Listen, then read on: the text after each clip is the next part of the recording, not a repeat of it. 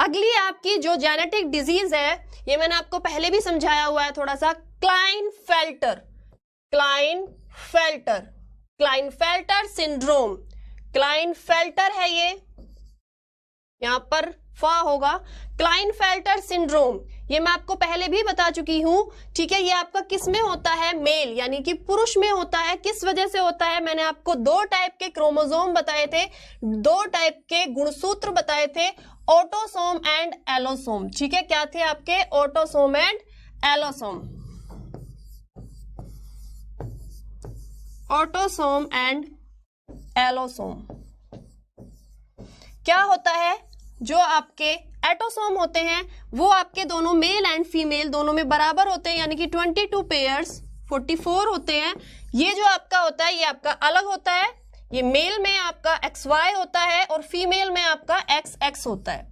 तो जो आपके ये जो क्लाइनफेल्टर सिंड्रोम जो डिसऑर्डर होता है, किस वजह से होता है? क्रोमोसोम यानी गुणसूत्रों की वजह से होता है।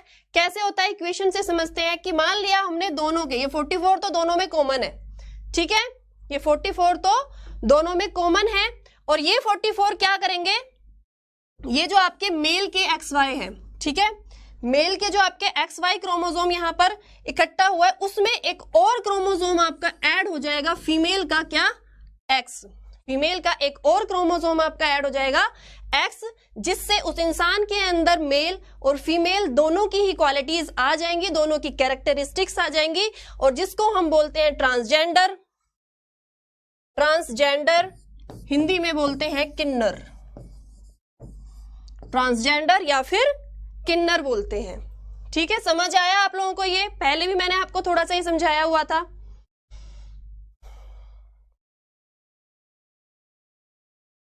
बढ़े आगे, चलो अगला है आपका टर्नर सिंड्रोम, ठीक है। टर्नर सिंड्रोम ये आपका होता है फीमेल यानी औरतों में होता है। ये आपका जो डिसऑर्डर होता है ये भी आपका एलोसोम की वजह से ही होता है, ये भी आपका एलोसोम क्रोमोसोम के डिसऑर्डर की वजह से ही होता है।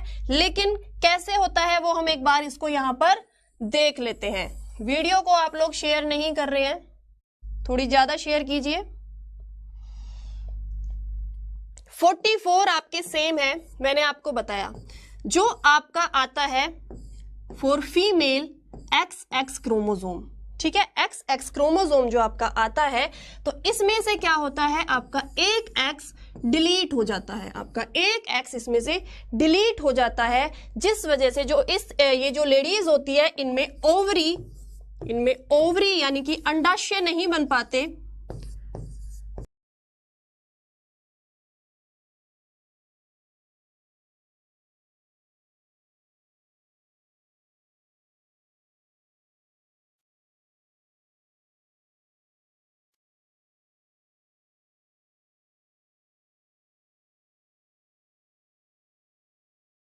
$47 होंगे, और जो आपकी टर्नर सिंड्रोम वाला जो ये डिसऑर्डर होता है इसमें आपके नंबर ऑफ क्रोमोसोम 45 होंगे। कैसे? 44 तो थे, 2 और आने चाहिए थे, तभी आपका सब कुछ अपना मैनेज होता है, ठीक है, तभी आपका मैनेज होता है ना। अगर पेयरिंग होती है, पेयरिंग नहीं होती तो नहीं होता ये मैनेज, और 2 आने चाहिए थे, उसमें से एक आपका डिलीट हो गया, तो कितने बचे? 45। अब जब पेयर नहीं बना तो कोई ना कोई तो डिसऑर्डर उसमें आना ही है, कोई ना कोई तो डिसऑर्डर उसमें आना ही है। आगे बढ़े। एक और चीज होती है, आपने देखा होगा कि कुछ बच्चों के ना ऊपर वाला जो लिप होता है, ठीक है, जो अपर लिप होता है उनका कटा हुआ होता है। कुछ बच्चों का जो अपर लिप होता है वो कटा हुआ होता है, उसका क्या कारण होता है? एक डिसऑर्डर होता है आपका पटाउ सिंड्रोम। आप बस इतना ही नाम याद कीजिए, पटाउ सिंड्रोम। पटाउ सिंड्रोम, ठीक है, ये उन लोगों के लिए, उन बच्चों में डिसऑर्डर होता है जिनका ऊपर का जो लिप होता है कटा हुआ होता है। कई बार इसका क्वेश्चन पूछा गया है कि कौन से क्रोमोसोम यानी कि कौन से पेयर में आपका डिसऑर्डर होने से ये सिंड्रोम या ये बीमारी बनती है, तो आप लोग लिखोगे 13th पेयर, 13th पेयर, ठीक है, समझ आया? आगे बढ़े, आगे बढ़े, आगे बढ़ते हैं। अब यहां से आपकी स्टार्ट हो जाती है क्या? बैक्टीरियल डिजीज, ठीक है, यानी कि हमारी कौन सी एक्वायर्ड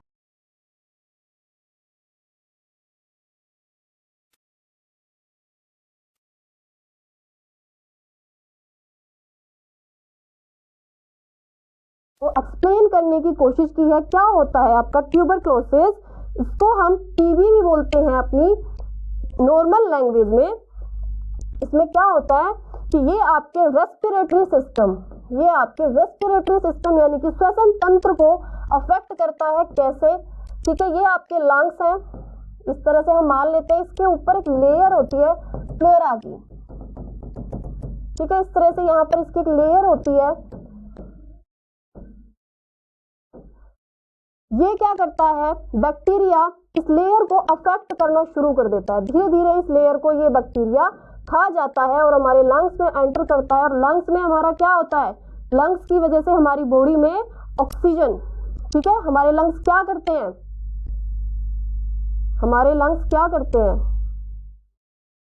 चलो ठीक है, चलो क्या होगा, ये हमारे लंग्स में एंटर कर जाएगा, जिससे हमें सांस लेने में दिक्कत होती है। हम लोगों के माइंड तक प्रॉपर जितनी ऑक्सीजन की जरूरत होती है उतनी ऑक्सीजन नहीं पहुंच पाती है।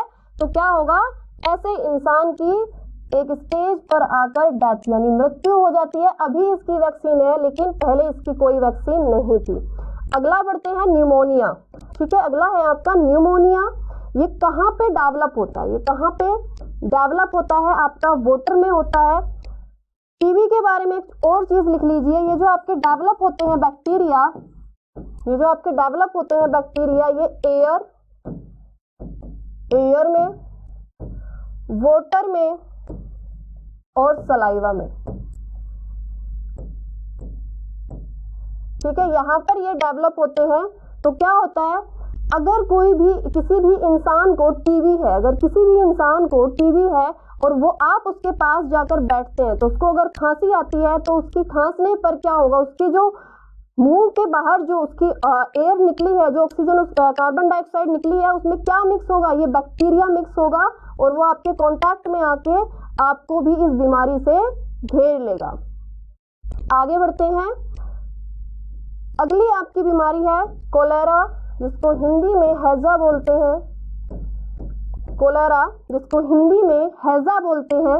इसके जो आपका बैक्टीरिया का नेम होता है, ठीक है, जिस बैक्टीरिया का नेम आपसे पूछा गया है एग्जाम में, मैं वो आपको लिखवा रही हूँ। इसके जो बैक्टीरिया का नेम होता है विब्रियो कोलेरा इसके बैक्टीरिया का नाम होता है। ये कहाँ पर फैल सकता है, पानी और खाने में, ठीक है, कहाँ पर होता है, ये आपका पानी और खाने में होता है। किस चीज को अफेक्ट करता है, हमारी छोटी आंत को, ठीक है, हमारी छोटी आंत को ये अफेक्ट करता है। छोटी आंत की जो आपकी लंबाई होती है वो बड़ी आंत से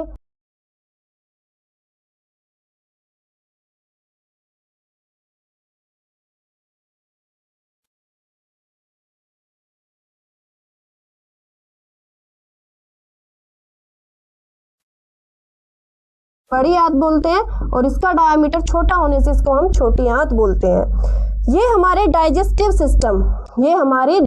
सिस्टम यानी कि हमारा जो पाचन तंत्र है उसको अफेक्ट करती है, उस पर प्रभाव डालती है। तो जिस बंदे को ये बीमारी होगी उसको क्या होगा, लूज मोशन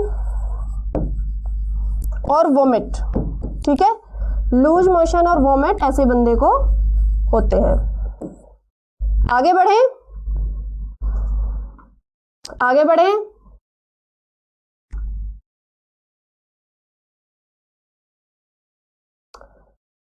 वीडियो को शेयर कीजिए और कमेंट कीजिए। थोड़ा सा शेयरिंग नहीं कर रहे हो आप लोग वीडियो की। चलो आगे बढ़ते हैं।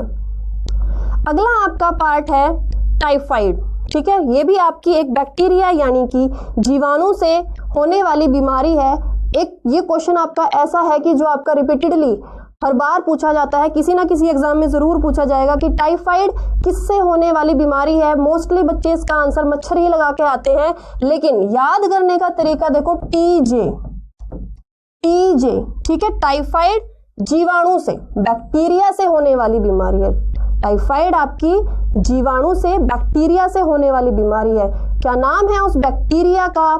Salmonella typhi. बैक्टीरिया का नाम है सैल्मोनेला टाइफी। ठीक है, बैक्टीरिया का नाम आप लोग थोड़ा ध्यान से बार बार देखेंगे, बार बार पढ़ेंगे तो आपको याद हो जाएंगे। ठीक है, इतनी कोई टफ चीजें नहीं है ये सारी की सारी। इसको हिंदी में हम मियादी बुखार या तपेदिक बुखार भी बोलते हैं। क्या